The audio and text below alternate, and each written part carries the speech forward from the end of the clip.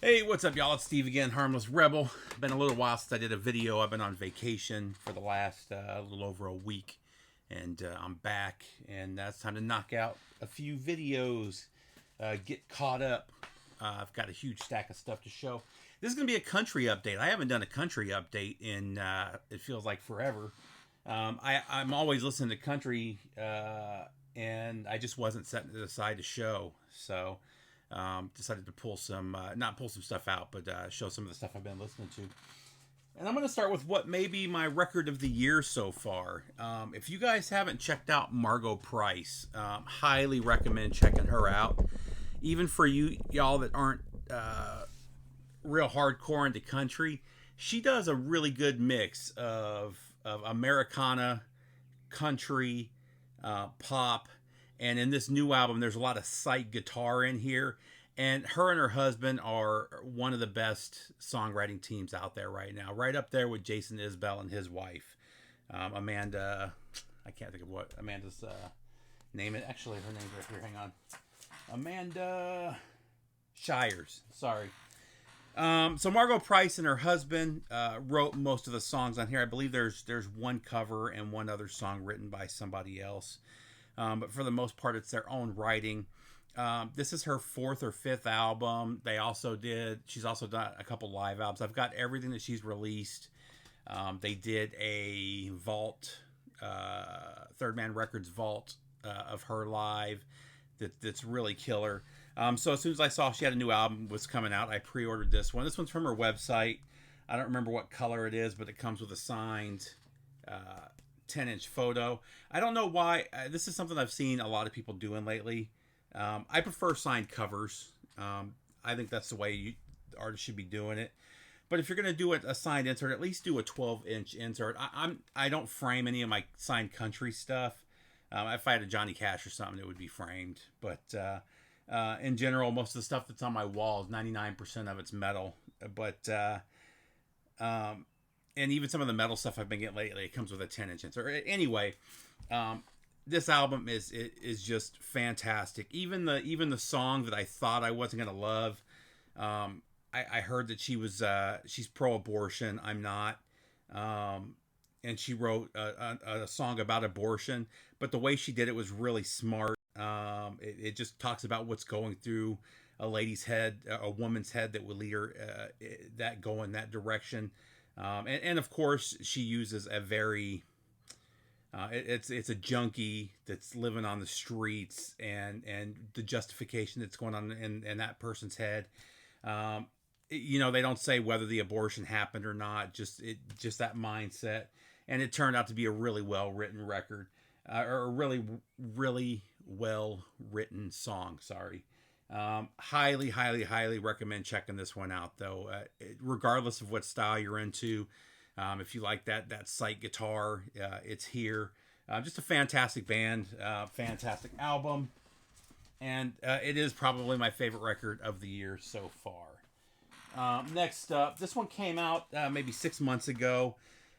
Billy Joe Shaver is one of the most important people in outlaw country that most of you have never heard of.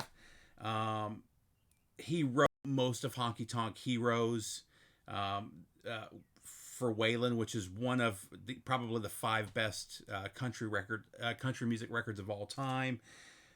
Most of those songs come from his album, Old Five and Dimers Like Me, which is a 12 out of 10. It's such a good album. He passed away. I believe it was during or because of COVID. I don't remember off the top of my head, but it was during that COVID era. And huge loss to country music. He's just a fantastic songwriter. But this is a tribute, Live Forever, Billy Joe Shaver. They did a really good job on this. You've got Willie, Ryan Bingham, Rodney Crowell, Miranda Lambert, Edie Brickell, Nathaniel Ratliff, George Strait. I love the George Strait song. Amanda Shires does Honky Tonk Heroes. Steve Earle. Margo Price is on here as well. Fantastic song. She does Ragged Old Truck. And then Allison Russell. Highly recommend grabbing this one. This one's the denim colored vinyl. Nothing special. Unfortunately, I don't know if you can see it. It came with a seam split. But it sat around for so long that usually I'll message the label to see if I can get a replacement album cover. And unfortunately, this one I forgot about it, and it sat for about 3 months before I got around to it. It was too late, but another one I recommend you guys pick up. Next up, I have been on a huge Graham Parsons kick for the last couple of years. I don't remember what start. Actually, I do remember. I think it was I bought the deluxe, and I think I showed it in my vinyl tag video. But I grabbed this a few years ago, Sweethearts of the Rodeo. I had a copy of this for years and years, and I've always loved it. But I played this one, and it was in my car for months, and I just played it over and over again, and I fell in love with it again. And shortly after that, I was at one of my local record stores, and I saw that Intervention Records had just redone the Flying Burritos Brothers, the first two Flying Burrito Brothers albums, and I grabbed both of those. And Intervention did such an amazing job, and I played those quite a bit. I've shown those, and that just got me on the Graham Parsons kick, and I started grabbing all of his stuff. Vinyl Me Please did one of his albums, Grievous Angel. I ended up picking up his self-titled debut. And then I just recently I picked up this finally. This is International Submarine Band, where it started for him, Safe at Home. This is a repress that they just did. The original pressing of this that they did was like 2013, all analog cut, but they just repressed it. It sold out a while ago. Really kind of the start of country rock. Obviously, Dylan had some country rock before this. The Beatles had a country rock song. It was a cover.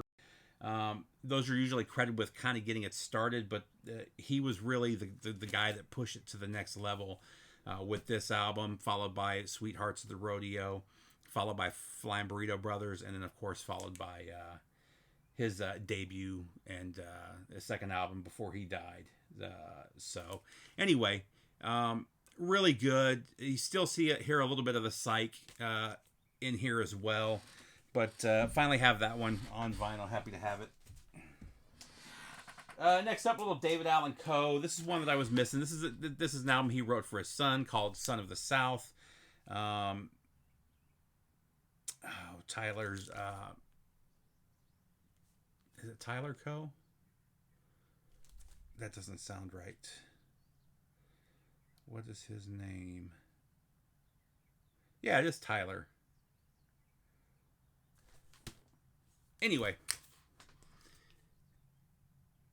that's him on the cover. He does Cocaine and Rhinestones now, which is a 10 out of 10 podcast. I highly recommend listening to all of them. I've listened to both seasons, and I'm about to listen to them again. Some just great stories on the history of country music, and absolutely phenomenal. So this one was produced and co-written by Billy Sherrill, who did a lot of the George Jones 80s especially albums, and did a lot of writing with George Jones. But really good album. I really dig this one. I hadn't heard it in years, but Love is a Never-Ending War with Willie Waylon and Jesse Coulter's phenomenal. Cold Turkey. A Country Boy, which was a hit for him, and then Son of the South, definitely worth having. Any of the David Allan Coes are worth having in your country collection. This one was interesting. I didn't realize what this was. So this is an album I see all the time. I never see it in good condition. I finally found a really nice copy of it, and it happens to be a promo copy. So I grabbed it, but this is Face of a Fighter, and this came out in I believe 77 or 78. But this is actually the first stuff that he recorded before his debut. So his debut with Crazy, all of those huge hits. This is actually stuff that he recorded before that. So I think this was recorded in 62-ish. I'm sorry, recorded in 1961. I believe 63 was his debut album. Face of a Fighter there's not a bad song on here. This is Willie at his best. This is all stuff that he wrote. and it's just fantastic. Well, this is stuff that he recorded, and then just didn't have the money to release. So he started Lone Star Records in the late 70s, or mid 70s, and released this in 77. And it's just really fantastic early Willie Nelson. Now, they call this a comp. It's really not, because none of this stuff had been released as an album or as singles. I believe there was a 2 LP that he released that had all of these songs plus a few more a few months before this, but it's really not a compilation of stuff that you can get anywhere else. That box set, it's like a 2 or 3 record box. He only sold like 500 of them, and they go for hundreds of dollars, and they don't pop up. But and I think it's called 1961, if I remember correctly, is the name of the box. But it's considered a comp, but it's all stuff from the one session, and it's all fantastic. If you run across a copy of this, grab it. Especially if you like the early Willie Nelson, the pre-Outlaw stuff, which I love. Next up, this was one of the recent Vinyl Me Please releases. I was super stoked when I heard they were doing this one. They did a fantastic job. It was mastered by Ryan Smith, and man, this is a really quiet really quiet record. So when you find pressings out in the wild, they're usually, any noise just kind of ruins it. It's just Townes and his guitar. This is live at the Old Quarter in Houston, Texas. I believe he was a co-owner, if I read through the history of it. This is one of the best double lives of the 70s. It never makes anybody's list, but this was Townes at his best. This is so good. Most people know the song Poncho and Lefty from Waylon and Willie. That was his song. His version on here is amazing. I highly, highly, highly, highly recommend finding a copy of this record. If you can get the Vinyl Me Please copy, like I said, they did a fantastic job. It's dead quiet. It sounds amazing. I played this over and over again when I got it. Again, 10 out of 10. Next up, another Vinyl Me Please. This one I don't recommend getting from Vinyl Me Please, because you can find a cheaper copy. They did take it to the next level. It sounds fantastic. But this is Tammy Wynette, Stand By Your Man. Again, Ryan Smith at Sterling did this. He did a fantastic job. Unless you're a huge Tammy fan, I would just, you can find a really nice original pressing of this for under $10, as opposed to paying $35 or $40 for the Vinyl Me Please pressing of it. But I love this album. I love Tammy Wynette, and it's part of the, I'm doing the country series, so. Next up, so a lot of people listed this as their album of the country music album of the year, and it was a top 5 on almost every list. I think it's okay. I think it's one of her weakest albums in a while. I really like Miranda Lambert. There's some songs on here that are fantastic, but as a full album, I think it's just good. But this is Palomino.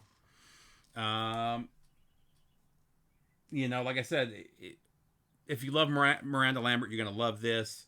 I really like Miranda Lambert. I don't necessarily love her. The songs that she wrote are typically the best ones, and that's also the case on this one. She's got a couple writing partners that she did the Marfa tapes with. They were involved in this as well. But overall, a good album. Compared to the shit that's on the radio, it's probably a 10 out of 10. But compared to a lot of the stuff that's going on, coming out of Texas especially, and coming out of Kentucky, it's just good. So this one was kind of a blind buy. I love Chet Atkins, and this, I saw the hype sticker, and I wasn't sure. When I say this is the rarest Chet Atkins album, it is the rarest Chet Atkins album. It was only pressed once, I believe 1958 is when it was recorded. He self-released it, and I can't find a history of one ever selling. But this is called My Brother Sings, and it's just that. It's Chet Atkins on guitar with his brother doing vocals. This is not really country. This is kind of, not really Sinatra. More, I'm trying to think. Is it Gene Kelly that does White Christmas? Or Bing Crosby, I'm sorry. His brother has kind of a Bing Crosby thing going on. There's a little Sinatra in there too. But what makes this really special is Chet Atkins. So it's got this really croonery Bing Crosby, but with the amazing guitar licks and the amazing soloing of Chet Atkins. This is a really cool record. This is, again, Sundays. I don't know why they did the Living Stereo, because the original was not an RCA Victor Living Stereo record. It's kind of cool the way they made it look, though. I was at my local record store. I didn't know about this. I don't check the Sundays Records website too often, unless I'm actually looking. And there's actually a few more Sundays I'm going to show in here. But it was Chet Atkins that stood out to me. I didn't notice till later that it was Sundays. And it was like $17. And so if that sounds good to you, if you like Chet Atkins, man, he just kills it on here. I do recommend picking this one up. It's a really cool... just a really cool record. Something that if I heard that description, Bing Crosby with Chet Atkins, if somebody told me that that's what it sounded like, I would not buy the record. I'm glad I did, though, because I do really enjoy it. This is one that Billy talked these guys up a lot, Billy Hurst, and I didn't buy it, and then I saw it recently for like $17 or $18 and went ahead and grabbed it, and I'm glad I did. They have a few albums out now, but this is Midland on the Rocks. I'm not sure where they're from. I want to say they're from Texas, but I could be wrong. I mean, they could be a Nashville band. They probably are, in all honesty, but just really good 90s style country. Again, if I saw this, I would think modern pop country just based on the album cover. The nudie style jackets or suits are really cool. But what I thought when I originally saw this was, it's some pop country guys trying to give themselves some credibility with the nudie suits. But it's really good 90s style country, and I really dug it. They did have Drinking Problem was a huge hit. It did get onto the radio, and so I have a couple of Pandora streams that I've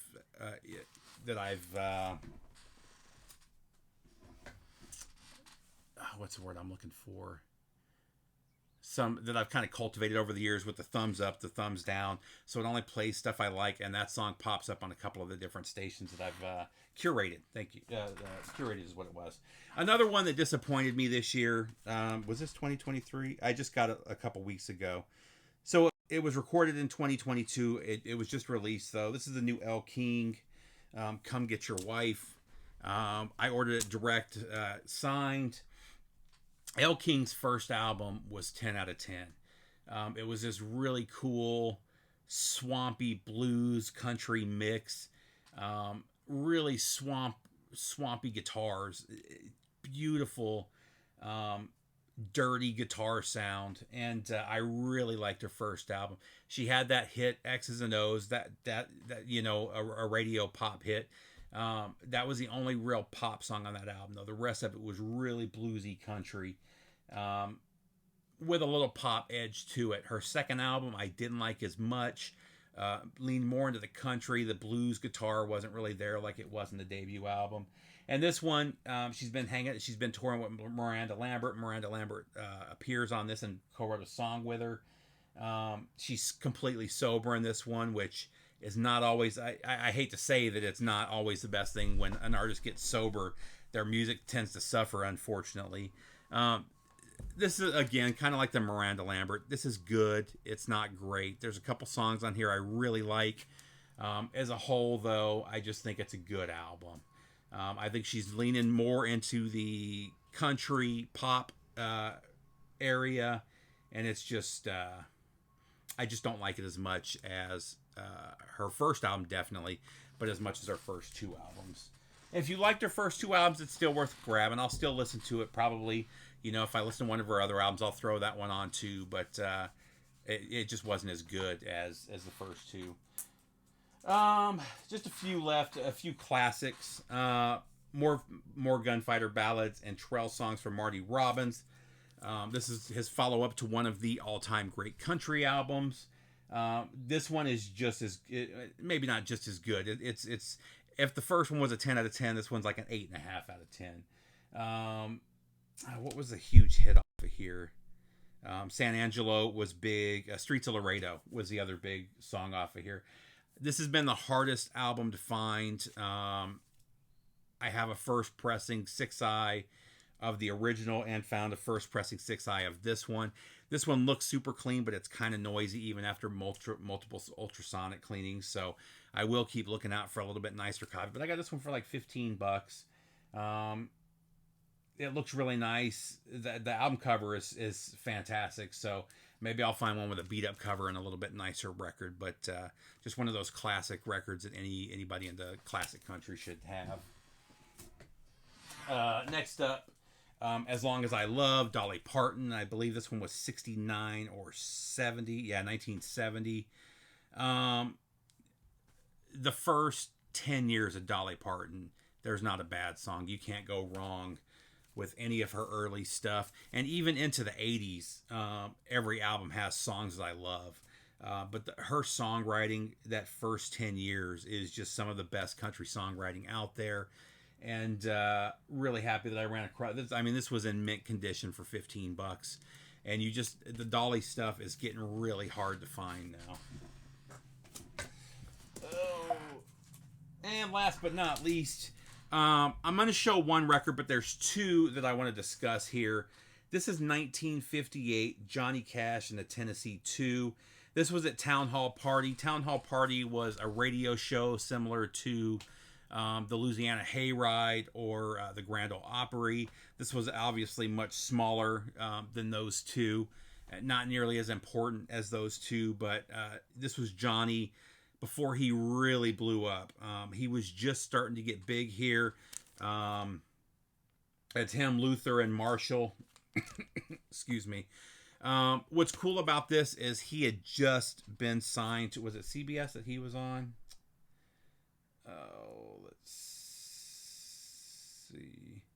I can't remember what label he got signed to.